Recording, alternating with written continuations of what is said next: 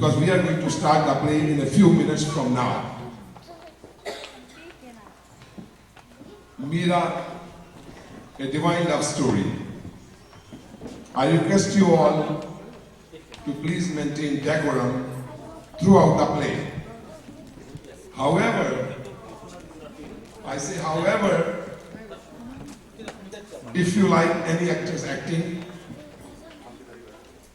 or the complete scene, you are welcome to give a thunderous applause. Thank you once again and welcome to Meera, a divine play. We are going to start minutes from now. I welcome you all on behalf of Shiv Mandir of Atlanta. Thank you.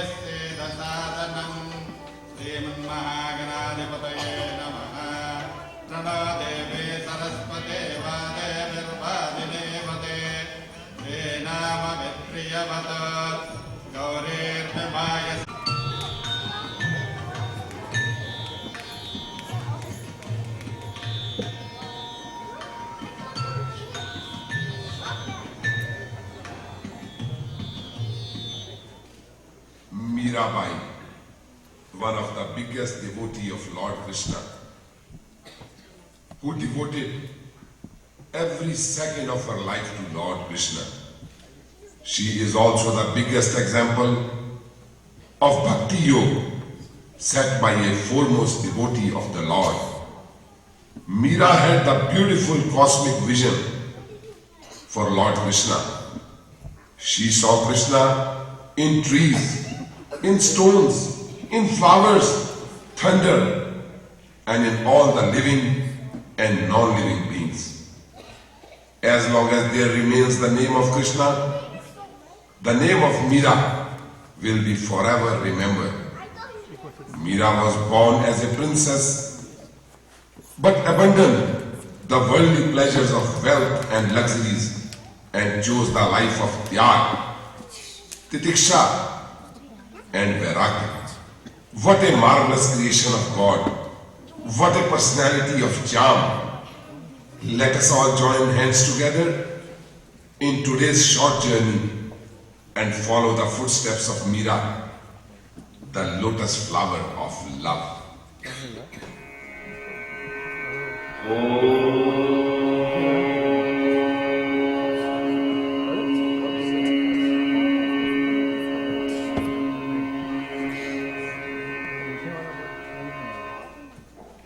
महाराज की जय हो, महाराज की जय हो। महाराजा रतन सिंह की धर्मपत्नी झाला राजपूत सुल्तान सिंह की कन्या वीर कुमारी ने एक बहुत ही सुंदर सूर्यमुख समान पुत्री को जन्म दिया है। अरे ये तो बहुत ही शुभ समाचार लेकर आए हो। जाओ ये शुभ समाचार जाकर सारे नगर में सुनाओ। हमारी तरफ से ब्राह्मणों को सौगात भेंट की जाए। हमारे तरफ से हर गांव, हर नगर में खास भोजन का आयोजन किया जाए।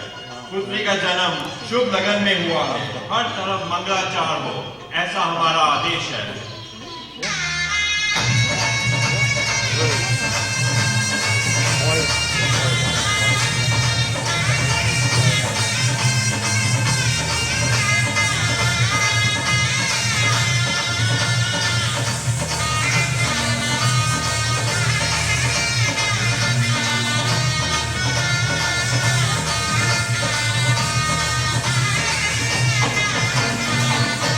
हमारी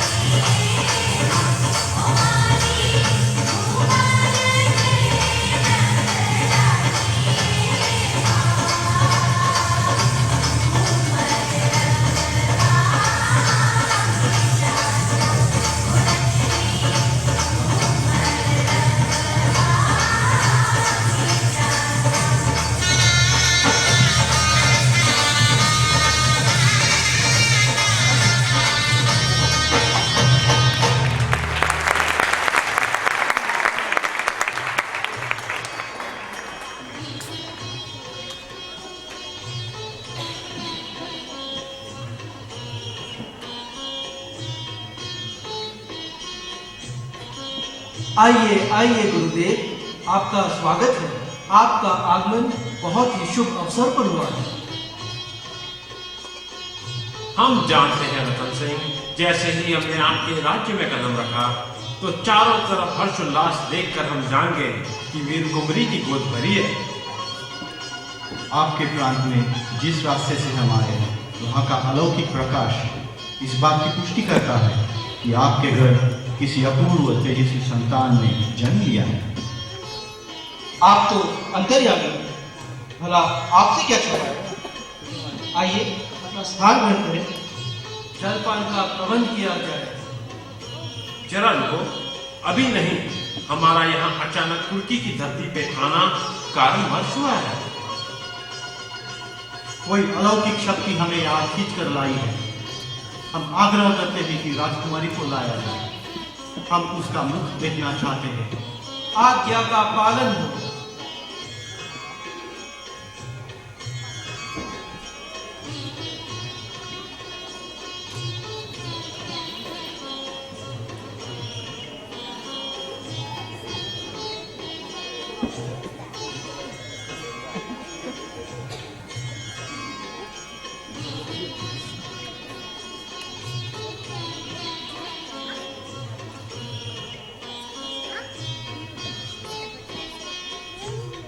उत्तम, अति उत्तम। बालिका का मुख अपूर्व तेजोमय है। लगता है सूर्य देवता ने स्वयं नन्ही सी बालिका का रूप धारण कर लिया है। इसके जन्म में पड़े अपूर्व ग्रह और लक्षण ये संकेत देते हैं कि ये माता पिता व समस्त कुल का नाम ऐसा रोशन करेगी, युगों युगों तक इसकी गाथा गाई जाएगी। ऐसा प्रतीत होता है कि ये राधा, ललिता, चंपाकली या किसी गोपिका अवतार है। पूर्व जन्म में ये क्या होगी, ये रहस्य तो शाम सुंदर नहीं जानते। सूर्य की तरह चमकने वाली इस पुत्री का नाम हम मीराबाई रखते हैं। आज से ये पुत्री मीराबाई के नाम से विख्यात होगी। जो इस नाम का स्मरण करेगा उसे असीम आनंद की प्राप्ति होगी। असीम आनंद की प्राप्ति होगी। हरे कृष्णा हरे कृष्णा हरे कृष्णा हरे कृष्णा। मुरली मनोहर मोहना मुरारी, हर एक रूप में तेरी लीला न्यारी। मुरली मनोहर मोहना मुरारी।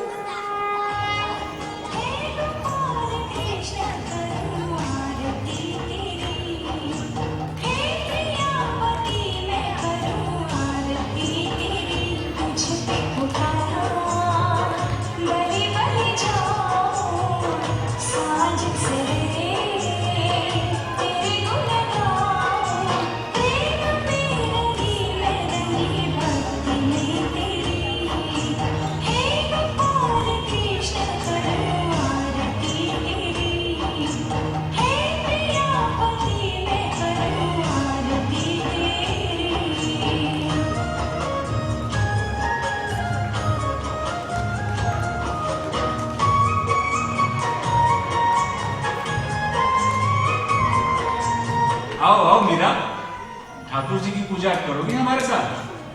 हम चाहते हैं कि तुम्हारे संस्कार भक्ति में है। दादाजी दादाजी, अब हम सबको पूजा करने सिखा देंगे। मीरा, ठाकुर जी को पुष्प चढ़ाओ।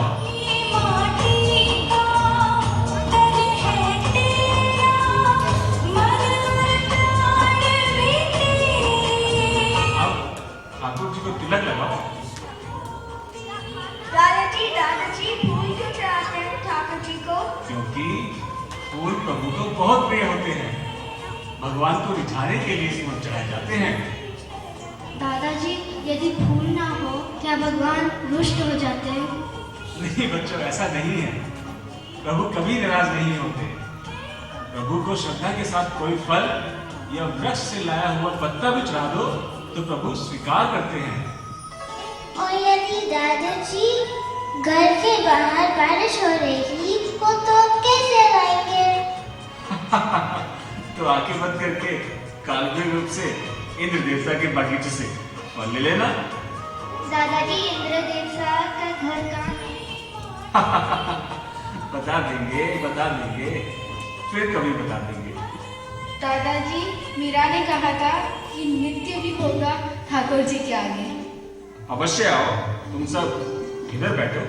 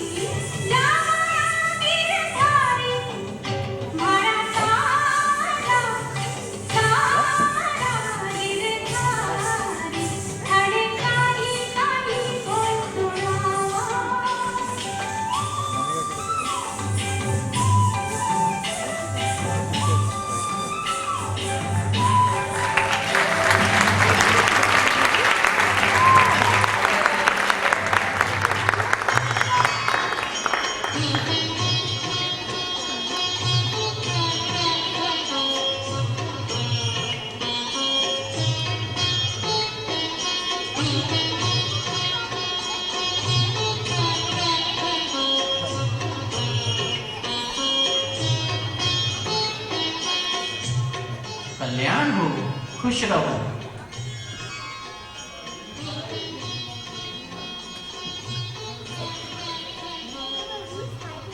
माँ, कल वो आदमी मुकुट बांधकर घोड़े पे क्यों बैठा था? क्योंकि वो राजकुमारी का वर था और सब नाचकर खुशियाँ मना रहे थे। माँ, मेरा वर कौन होगा? तेरा वर? ये है तेरा वर। माँ, मेरा विवाह कब होगा? जब तू बड़ी हो जाएगी तब हो जाएगा। माँ, अभी क्यों नहीं? अभी करो ना मेरा विवाह। अच्छा अच्छा, कर देंगे। कल अपनी सखियों को बुला लेना। पंडित जी, क्या मैं ये मूर्ति ले लूं? ये तो मेरे पर है। नहीं नहीं मीरा, ऐसा नहीं कहते। ये ठाकुर जी हैं, इनको बहुत विधि से रखना होता है। क्या क्या करना होता है? पूजा, स्नान, प्रसाद, ये तुमसे नहीं होगा बेटी। नहीं नहीं, मुझे यही है। जिद नहीं करते बेटा, हम तुम्हें दूसरे ठाकुर जी दे देंगे। अच्छा भाई, मैं तो चल। हरे कृष्णा नारायण नारायण। पंडित जी, मुझे तो करनी चाहिए। फिर कभी। पंडित जी इधर आइए। आई, ये कौन बुला रहा है मुझे? पंडित जी इधर आइए। हरे कृष्ण कैसे भी है प्रभु? अब मूर्ति भी बोलने लगी। इधर देखिए, मैं हूँ कृष्ण।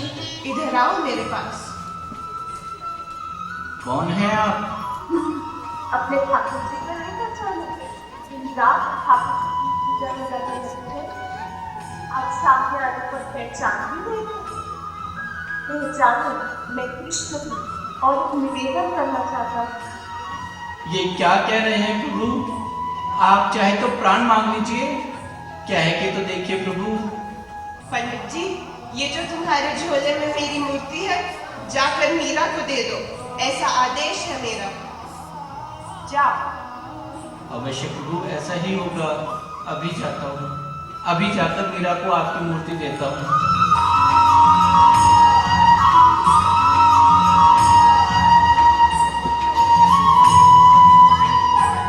ये ले मूर्ति पुत्री, मुझसे भूल हो गई, क्षमा कर दे मुझे, मैं तुम्हें पहचान नहीं सका।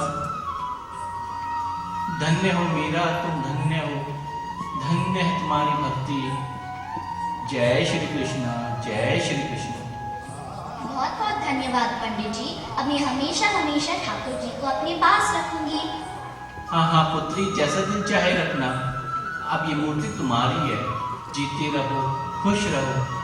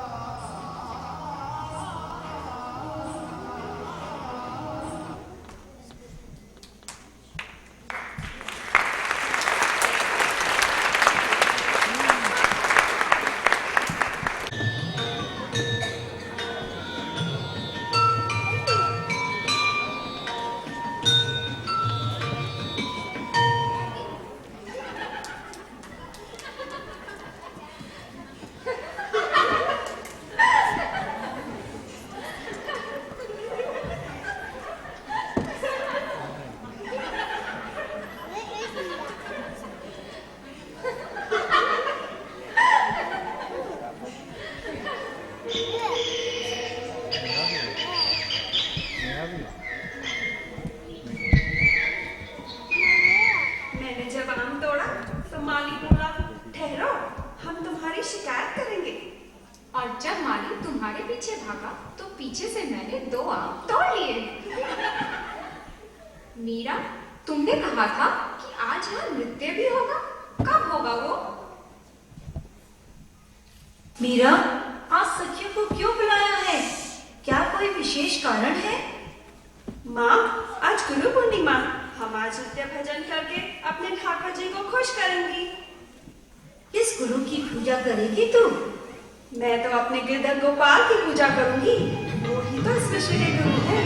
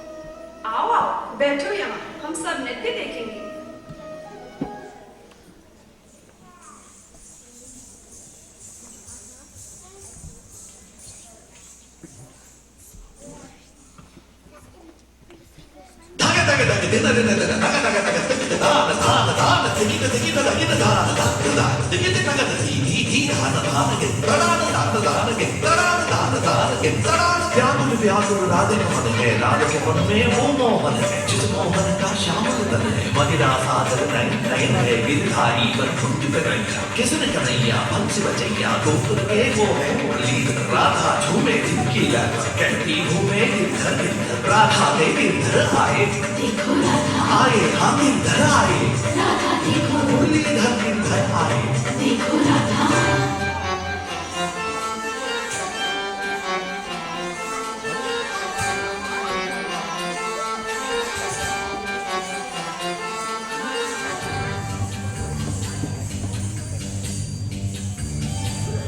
मैं राधा तेरी मेरा शाम तू, पर यूं ना कराई काम तू।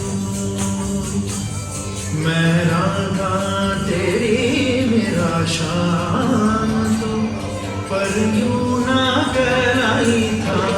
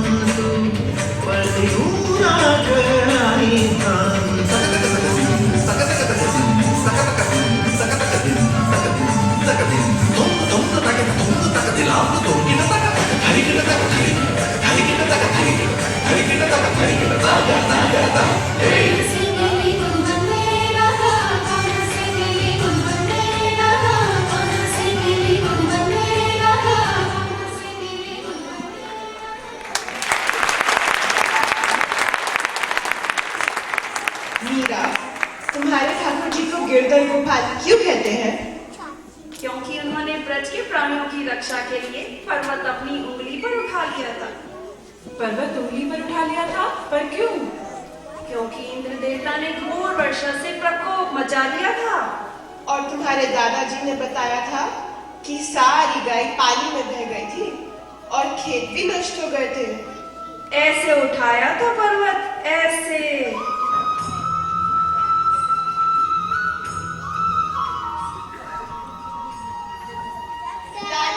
दादाजी, देखो मीरा को क्या हुआ है।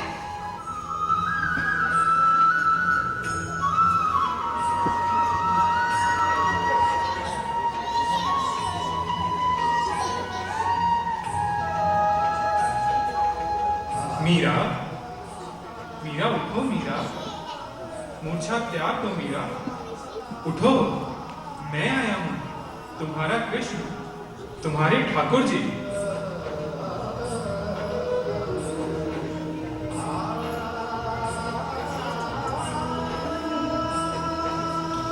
रो मत मीरा, चिंतित ना हो, मैं हर कदम पे तुम्हारे साथ था, हूं और रहूंगा। तुम जब जब मेरा स्मरण करोगी, मैं आऊंगा, अवश्य आऊंगा।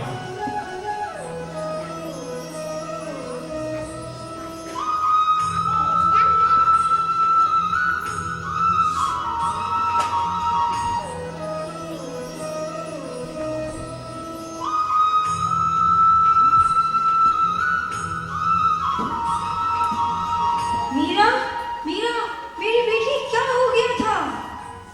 कहाँ गए मेरे ठाकुर जी माँ? बताओ माँ। अभी तो यही थे, अभी तो वे मेरे साथ थे। अच्छा अच्छा, चल मेरे साथ। सुबह से कुछ खाया भी नहीं, चल।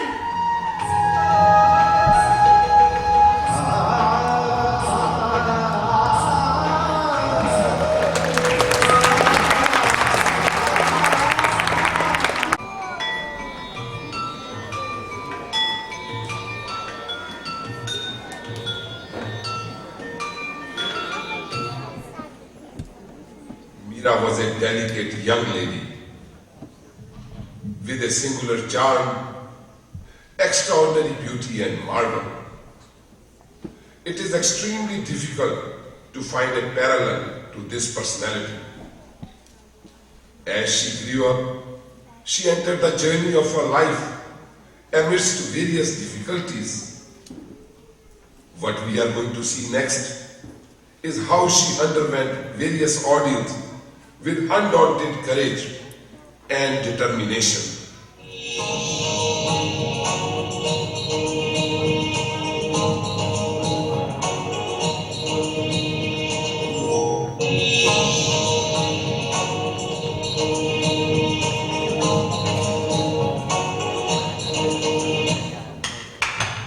जाओ राजपुरोहित जी, रुद्र प्रताप व धीरेन्द्र से कहो कि हम उनसे मिलना चाहते हैं।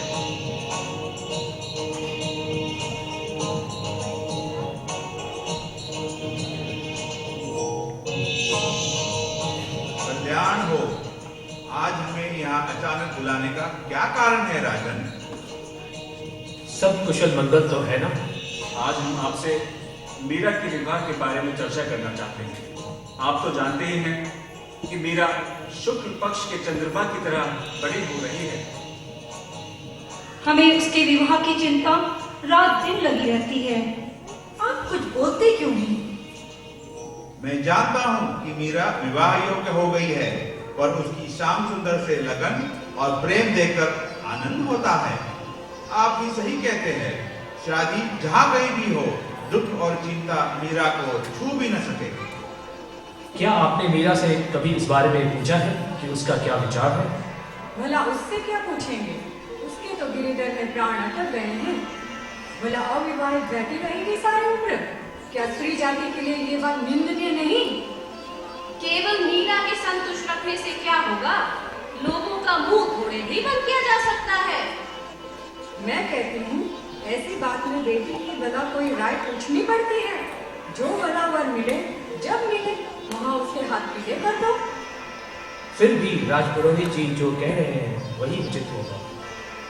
ये दिन प्रतिदिन बढ़ते हुए भजन कीर्तन, संत समागम, ये संस्कार, मैं पूछती हूँ कि क्या ये सब कुछ वो जो कर रही है उसके भावी जीवन में बाधक नहीं होंगे? इस पूछ-गीछ में कहीं मीरा की उम्र ही न बीत जाए। बेटियां जब बड़ी हो जाती हैं, तो माँ बाप को शादी की चिंता में सताएगी ही ना। बार बार कई प्रकार के विचारों से मेरा कलेजा डूबा जा रहा है। आप चिंतित न हो, ये बात तो तय है कि जहाँ संजोग होगा वहीं विवाह हो जाएगा। हाय रे निष्ठुर विधाता, ऐसी सुकुमारता अलौकिक गुणी बच्ची का क्या होगा? अब तू ही मालिक है। आप सबकी यही राय है तो ठीक है। मीरा, बेटी मीरा, जरा हमारे पास आओ।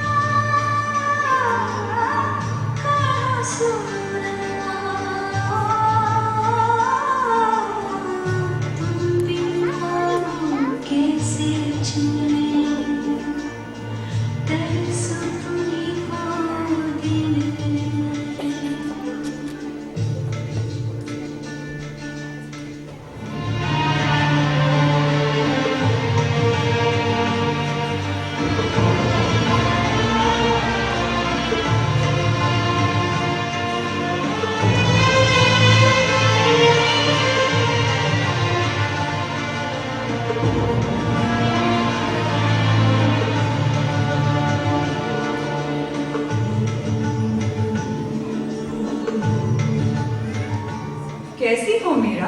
तुम्हारे श्याम सुंदर कैसे हैं? जी मैं ठीक हूँ, और मेरे श्याम सुंदर भी बहुत अच्छे हैं। बेटी मीरा, अपनी शादी की इच्छा बताओ। बड़ भागी होगा जो हमारी मीरा से शादी करेगा। राजकुमार ढूंढेंगे हम तेरे लिए। राजकुमार, छेल छबीला दूल्हा होगा वो। अपनी पलकों पे बिठा के रखेगा हमारी मीरा को। आप चिंतित न हो। बेटी कुछ बोलती क्यों नहीं? उत्तर दे। ऐसे वर को केवल जो जन्मे मर जाए, वर वरिये को पाल जी, मारो जीवन अमर हो जाए। नहीं दत्ता, मैं आपको छोड़कर कहीं नहीं जाऊंगी। माँ, प्रेम, रूप, गुण वैभव के भंडार मेरे गिरधर गोपाल से बढ़कर ऐसा और कौन है जिससे प्रेम का संबंध जोड़ा जा सकता है? बेटी, शादी हर लड़की के लिए अनिवार्य है। तुम्हारा हर संसार बन जाएगा। मैं पूछती हूँ, क्या इस नाशवान लोक के पाप, ताप और भयग्रस्त जीवों से नाता जोड़ा जा सकता है? मेरे तो गिरधर गोपाल दूसरो न कोई, जाकी सिर मोर मुकुट मेरो पति सोई। मैं तो कहता हूँ मीरा की शादी की बात महाराणा संग्राम सिंह के ज्येष्ठ पुत्र महाराज कुमार भोजनाथ के साथ चलाइए। जैसी आप सबकी इच्छा, मैं आज ही इस विवाह प्रस्ताव को आगे बढ़ाता हूँ। आप सबका बहुत बहुत धन्यवाद। सायंकाल हो चुकी है, बैठिए, सब भोजन करके ही जाइए।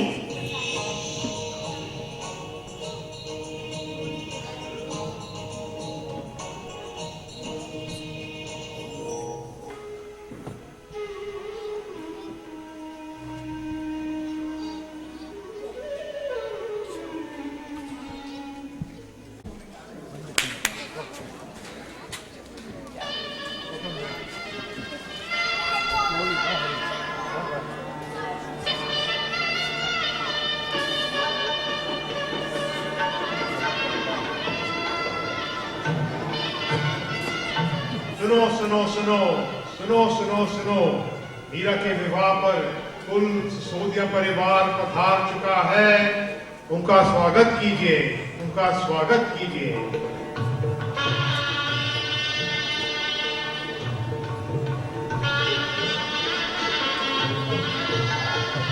राम वीरमदेव और उनकी धर्मपत्नी व उनके कुलगुरु धीरेन्द्र भट्टाचार्य पधार रहे हैं।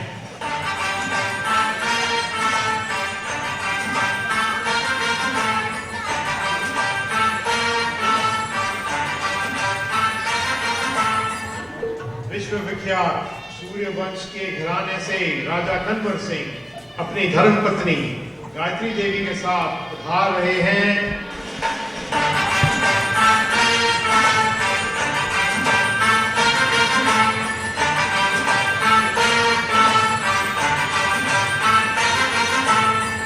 महाराजा संग्राम सिंह अपनी धर्मपत्नी सविता देवी, पुत्र युवराज भोजराज व बेटी उदाबाई के साथ पधार रहे हैं।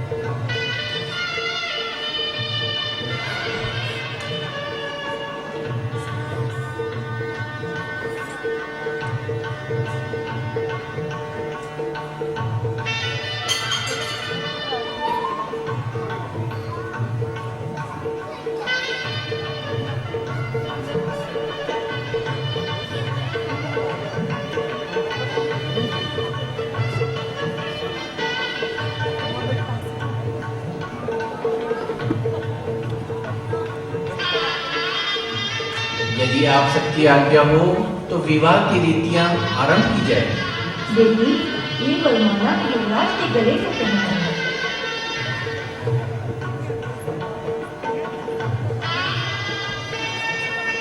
अरे ये क्या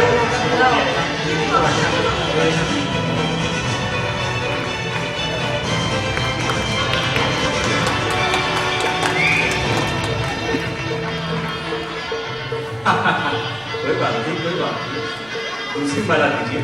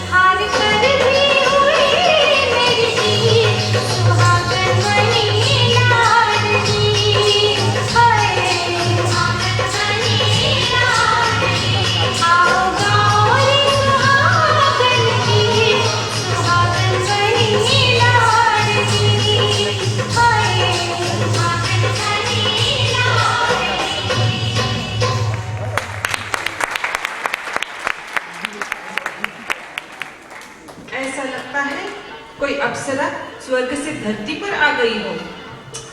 हाय, और कोई होती तो अपने सौंदर्य से न जाने क्या क्या कर डालती। खुश तो रखेगी ना मेरे भाई को। इतना सौंदर्य कि देखकर देवता भी मोहित हो जाए। फिर भी भोली भाली रह गई मीरा। आप सब निश्चिंत रहिए, हम सब मीरा का बहुत ध्यान रखेंगे। घूंघट निकाल ले बेटी।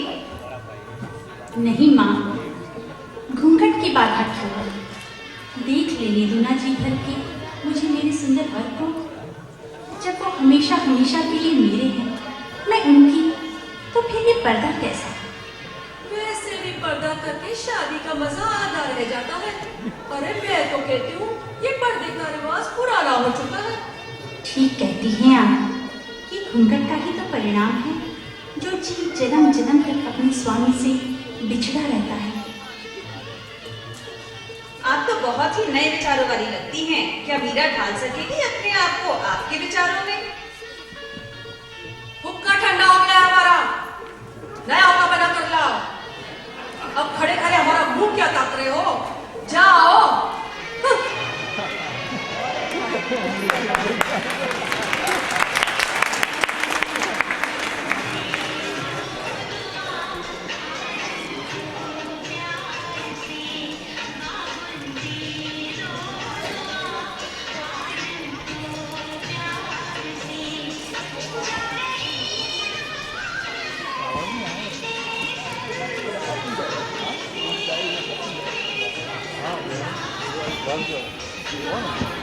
शादी की खुशियों में एक माँ ये भूल जाती है कि सबसे कठिन कार्य विदाई है। जिस अमूल्य रत्न को इतने वर्षों से संभाल के रखा हुआ था, आज उसे अपने ही हाथों से।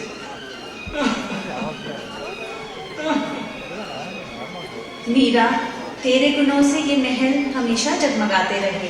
तेरे बिना कैसे रह पाएंगे हम?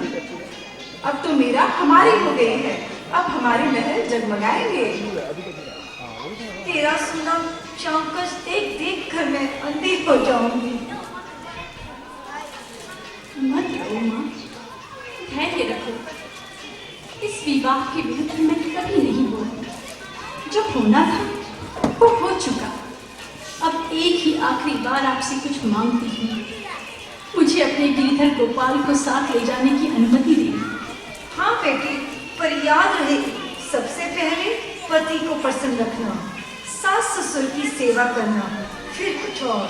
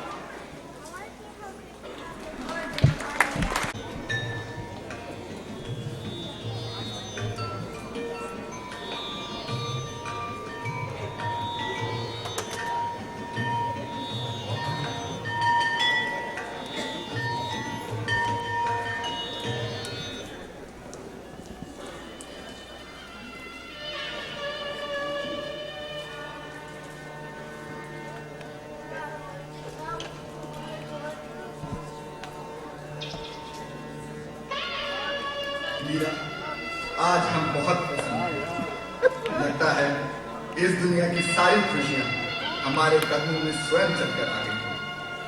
हम बहुत भाग्यवान हैं जो तुम जैसी सुंदर सर्व गुणों से भरी हमें पत्नी के रूप में मिली। आज तुम्हारे आने से हमारा सारा राज्य जगमगा उठा है। हर तरफ एक बहार सी छा गई। जहाँ मेरे गिरधर गोपाल जाएंगे, बाहर तो स्वयं आ जाएगी। जिनका एकमात्र नाम लेने से सारे जगत के फूल मुस्कुराने लगते हैं, तो चित्तौड़ में बाहर क्यों ना आए? सच कहती है, ऐसा लगता है धरती पर चारों तरफ खिले हुए ये मुस्कुराते फूल हमसे कुछ कहना चाहते हैं। सर उठाकर ऊपर देखूं तो मुस्कुराता हुआ ये चांद हमारे भविष्य के सुखी दाम्पत्य जीवन का जैसे संदेश भेज रहा है। लेकिन मैं ऐसा सोच भी नहीं सकती कि मेरा स्वभाव आप नहीं, कोई और है। कोई और यहाँ इस कक्ष में किसी और का क्या काम, वो भी आज की रात। राणा जी, आप एक निर्जीव शरीर को बहलाए हैं। आत्मा से मैं हमेशा हमेशा से उनकी हूँ और वो मेरे। किसी और की हो तुम, क्या अभिप्राय है तुम्हारा? मेरा विवाह बहुत पहले हो चुका है। किसी और को अपना पति स्वीकार करना मैं सोच भी नहीं सकती। कौन है वो? कहाँ रहता है? किस परिवार का है? मेरे सर्वत्र वही है जिन्हें मैं अपने साथ लाई हूँ। मेरी श्याम सुंदर, मैं उन्हीं से प्रेम करती हूँ। और फिर प्रेम तो ऐसा चाहिए जैसे मजीठ का रंग धोए से उतरत नहीं जाए जिया के संग। कितने सुनहरे स्वप्न अपने विवाह से जुड़ रहे हैं। पर नारी पैनी छुरी बिरला जाने कोई, पराई स्त्री एक तेज धार छुरी है राणा जी, जिसे स्पर्श करने पर हमेशा हानि ही होती है।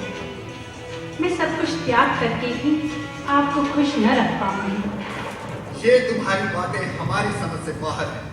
हमें शादी से पहले ये सब क्यों नहीं बताया? यदि तुमने हल्की सी भनक भी हमें देती होगी तो हम इस विवाह से वही मना कर देते। अब हम अपने परिवार के सामने क्या मुंह लेकर रहे हैं? क्या हम उनसे ये कहेंगे कि ये शादी नहीं, एक छल था, एक भोग था? या फिर ये कि जिस हसीन स्वप्न को हम अपनी आंखों में संजो कर बैठे थे वो कभी हमारा था ही नहीं? ऐसा तो हम नहीं कह रहे। ऐसा ही है मीरा बाई, ऐसा ही। लोग जब हमें दूर दूर देखेंगे तो हमसे 100 सवाल करेंगे कि ये सब क्यों है, कैसे हुआ, कब हुआ। याद रहे कि हम यहाँ के राजकुमार हैं। हम सवालों का उत्तर मांगते हैं, देते नहीं। हमने सोचा आप हमें अवश्य समझेंगे। इस दुनिया की सारी पुस्तकें पढ़कर भी कोई पंडित नहीं बन सकता। जो प्रभु प्रेम रस में डूबकर प्रेम का 2.5 अक्षर पढ़ लेता है वही पंडित कहलाता है। प्रेम प्रेम सब कोई कहे, प्रेम जाने कोई, जो मारत प्रभु मिले, प्रेम कहा भी सोच। हमारे सम्मान, हमारे परिवार तक क्या हो, जिनकी उम्मीद बस एक हम, हमारे सारे स्वप्न चकनाचूर हुए। राणा जी, आपके स्वप्न अब भी पूरे हो सकते हैं। खुशियां आपकी जिंदगी में फिर से लौट कर आ सकती हैं। अपना परिवार जितना चाहे आगे बढ़ाइए, दूसरा विवाह कर लीजिए।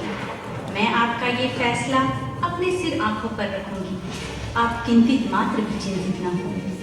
तो ठीक है, हम भी इस परिवार से हैं जो वचन देकर पीछे नहीं हटते। हम तुम्हें वचन देते हैं कि हम तुम्हें पूरा सहयोग देंगे। श्याम सुंदर के लिए एक सुंदर जीवन, तुम जैसा चाहो अपनी तरह से यहाँ जीवन व्यतीत करो। आज्ञा चाहते हैं।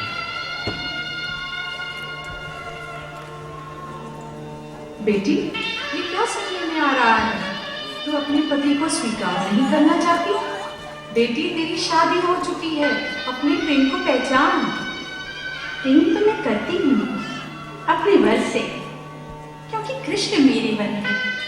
मैंने गोविंद वर पाया है बेटी, प्रभु की भक्ति की जाती है, उनके आगे माथा टेका जाता है, ना कि उन्हें अपना पति समझकर उनसे पत्नी प्रेम करने लगो। बेटी, संतुलन जीवन का एक आधार है। मैं तो कहती हूँ भक्ति भी कर और अपनी गृहस्थी भी आगे बढ़ा। अरे मैं कहती हूँ क्यों तुली हुई है तू मेरे भाई का घर बर्बाद करने? सारा दिन हड़ताल बजाती रहेगी तो घर बार कौन संभालेगा? शादी के 1.25 महीना पूरा होते ही मेरी सास ने सारी महल की चाबियों का छल्ला मेरी साड़ी पे लटका दिया था। मैंने राणा जी को कहा है कि आप परिवार चलाने के लिए दूसरा विवाह कर लें।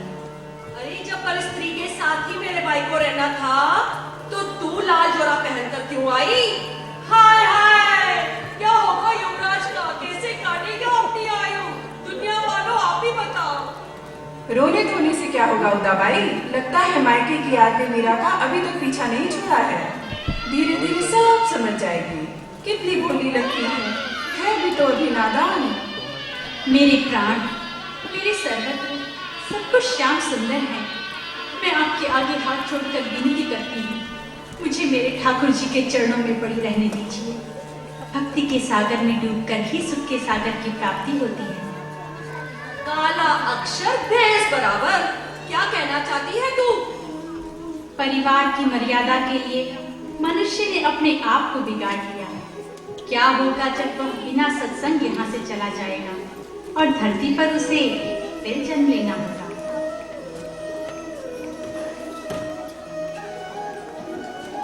मैं कहता हूँ ये सब क्या हो रहा है? हमसे क्या पूछता है? अपनी पत्नी से पूछ, जो विवाह के बाद भी गृहस्थी चलाने में आनाकानी कर रही है। हमने सब सुन लिया है। हम जानते हैं कि आपके इस कठोर वार्तालाप से मीरा को कितनी गहरी चोट पहुंची होगी। ये बात साफ हो जाए कि मीरा अब हमारी छत्र छाया में है। बहुत विचार करने पर हम ये बात मान गए हैं कि ये नाते, ये प्यार सब झूठा है। सच्चा है तो एक परमात्मा का नाम। हम मीरा तुम्हें वचन देते हैं कि तुम जैसे चाहो यहाँ जीवन निर्वाह करो।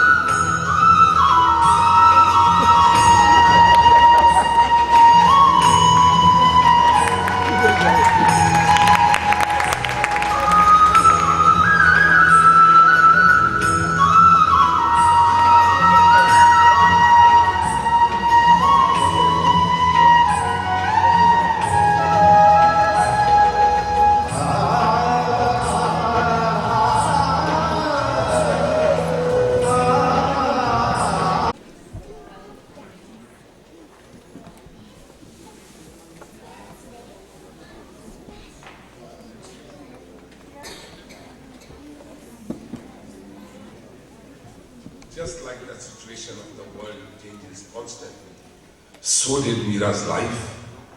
After 7-8 years of her marriage to Yuvraj Bhojraj, she was once again all alone. For this world, she became a widow, but she always held her firm belief that Krishna was her only companion. She kept immersed herself in the divine nectar of bhakti to Lord, thinking that someday her Lord will himself appear and fulfill her desire. As we proceed towards the last leg of this journey, let's see this with curiosity. If Mira, a marvelous creation of God, was able to meet Krishna, indeed, Mira taught the world the way to love God, the way to love Shri Krishna.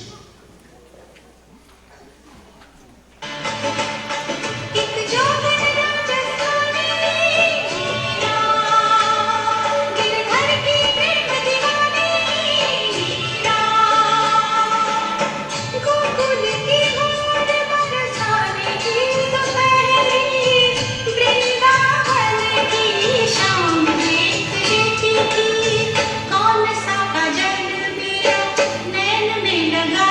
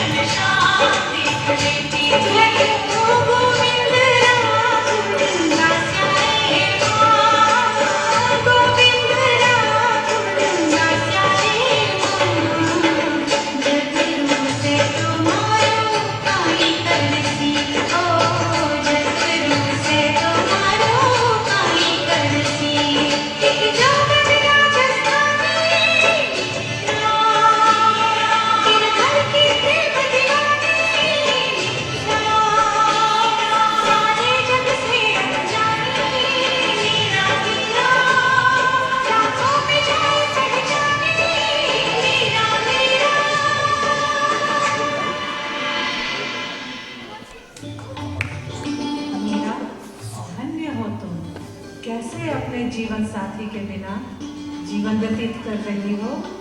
मेरा जीवन साथी तो हमेशा हमेशा से मेरे साथ है। हमें हमेशा अपने प्रभु से ही प्रेम करना चाहिए। यदि तुम भी अपने प्रभु से प्रेम करोगी तो कोई चिंता या क्लेश तुम्हें छू भी न सकेगा। हमें कोई अपने कृष्ण की बात सुनाओ ना, जिनके रस में तुम हमेशा डूबी रहती हो। अपनी आंखें बंद करो और प्रभु के नाम में खो जाओ तो प्रभु स्वयं अपनी लीलाएं दिखाने लगेंगे।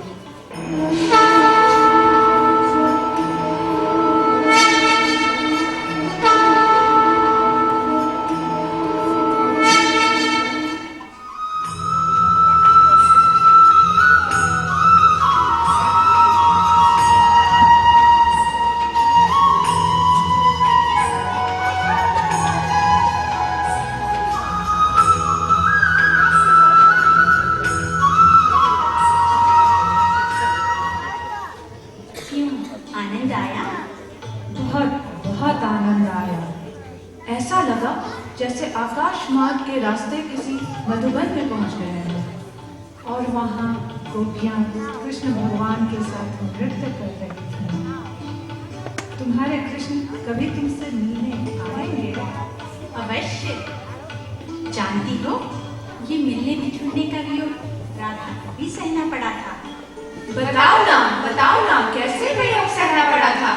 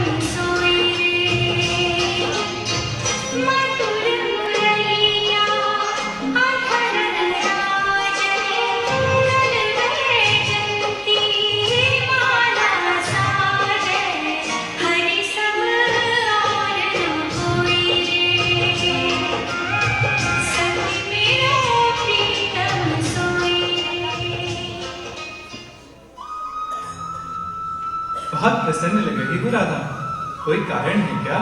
क्यों नहीं, जब आप मेरे साथ हैं तो लगता है इस विश्व की समस्त खुशियाँ सिमट के मेरे दामन में आ गई।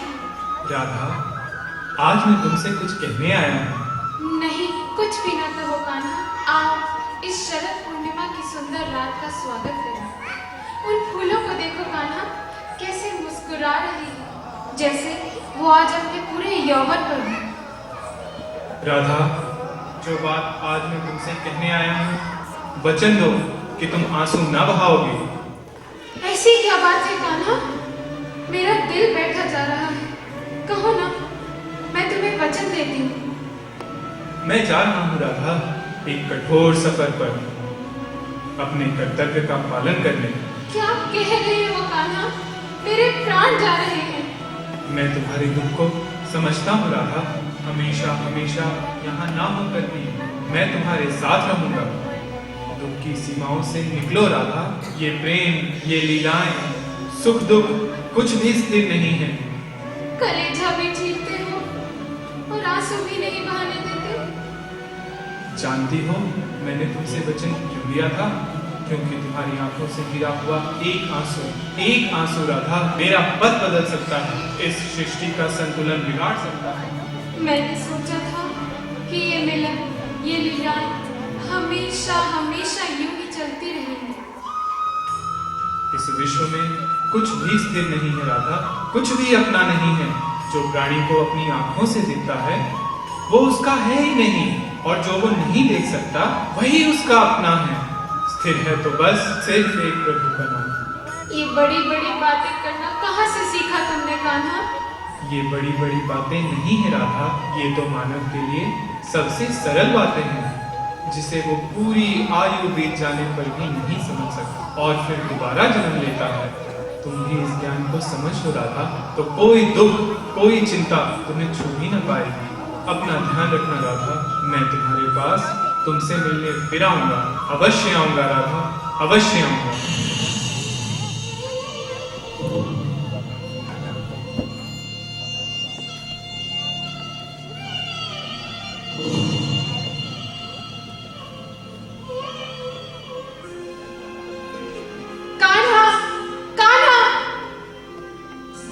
इस तरह न जाने कितने वर्ष बीत गए। राधा की उम्मीद लगाई कि कृष्ण आएंगे। राधा का स्वास्थ्य इतना गिर गया कि वो सिर्फ एक हाड़ मांस का निर्जीव शरीर बन गई। तो क्या कृष्ण कभी वापस आए? हाँ, कृष्ण ने अपने प्रिय मित्र उद्धव के साथ संदेश भेजा। लेकिन जानती हो गोपियों ने क्या किया? इससे पहले कि उद्धव राधा तक पहुंचते, गोपियों ने संदेश के टुकड़े टुकड़े कर दिए।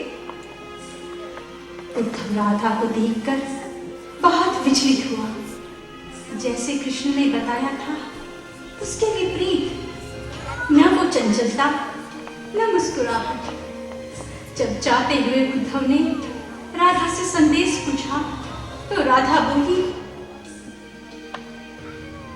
आकाश से धरती पर गिरी वर्षा की एक बूंद कई नदी नालों से उठती हुई जिस तरह सागर में समा जाने को व्याकुल होती है, उसी तरह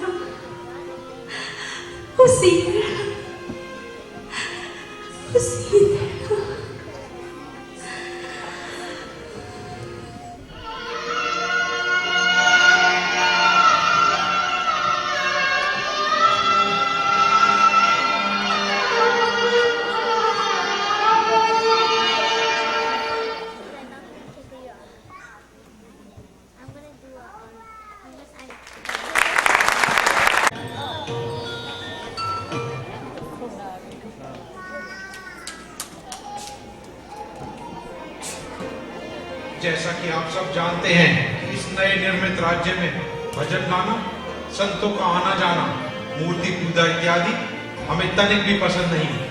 तो आप क्या चाहते हैं कि इन सब पर प्रतिबंध लगा दिया जाए? साफ साफ कहिए महाराज, ताकि आपकी आज्ञा का पालन हो। आज से हम ये आदेश देते हैं कि इन पर कड़ी रोक लगा दी जाए। ये पूजा पाठ प्राणी को कमजोर बनाते हैं, ऐसा हमारा विचार है। हमने कितनी बार मीरा को संदेश भेजा है कि वो ये सब बंद कर दे। इस भक्ति का हमारे राज्य में कोई स्थान नहीं। वो लाख समझाने पर भी वो टस से मस नहीं हुई है। जिस तरह रावण का हर अत्याचार अशोक वाटिका में विफल हो गया था, उसी तरह यहाँ भी कुछ काम नहीं कर रहा महाराज। नहीं, ऐसा नहीं हो सकता। हमने कभी हार नहीं मानी।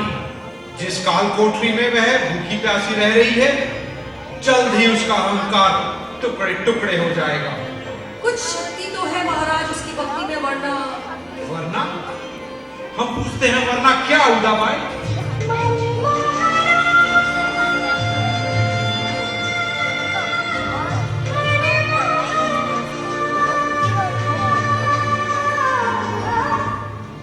तब मुझे ऐसे ही यहाँ रहना होगा।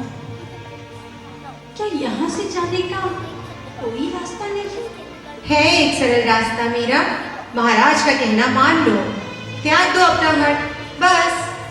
तुमने कभी किसी से प्रेम किया है? नहीं, मैंने कभी प्रेम नहीं किया, लेकिन हाँ समझा दो कि प्रेम कैसे किया जाता है। ये प्रभु की प्राणी को दी वो सौगात है, पर जिसे मिल जाती है उसे कोई आवश्यकता नहीं रहती। तुम्हारा ये भक्ति भाव देख के मीरा, मेरा भी मन है कि मैं प्रभु के नाम का स्मरण करूं। अवश्य, मेरे साथ भजन में बैठा करो और सब समझ जाओ जब गिरधर से नाता जोड़ोगी।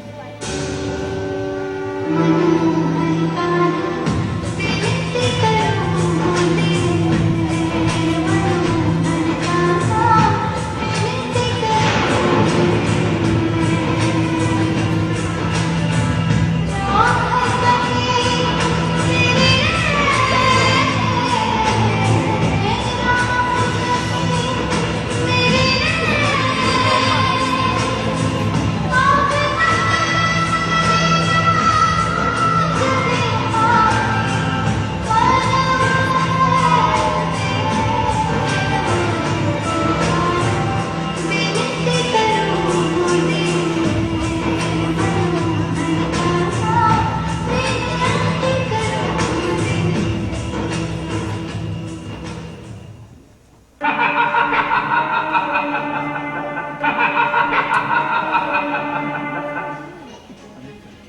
हर विफलता के पश्चात हम इस निर्णय पर पहुंचे हैं कि मीरा को हमारा आदेश ना मानने के लिए हमें उसे कठोर से कठोर सजा देनी होगी। और यदि कोई रास्ता बचा होता तो हम आपके निर्णय को कभी ना मानते। कभी कभी लगता है कि हम कुछ गलत तो नहीं कर रहे। अक्सर मीरा भक्ति ही तो करती है। उदाबाई, लगता है तुम्हारे मन में अपनी भाभी का प्यार जाग चुका है। कहीं तुम भी तो उस जोगन के रंग में नहीं रंग गई। दरबारी, ये विष का प्याला उदाबाई के साथ लेकर जाओ और मीरा से कहो ये कृष्ण का चरणामृत है।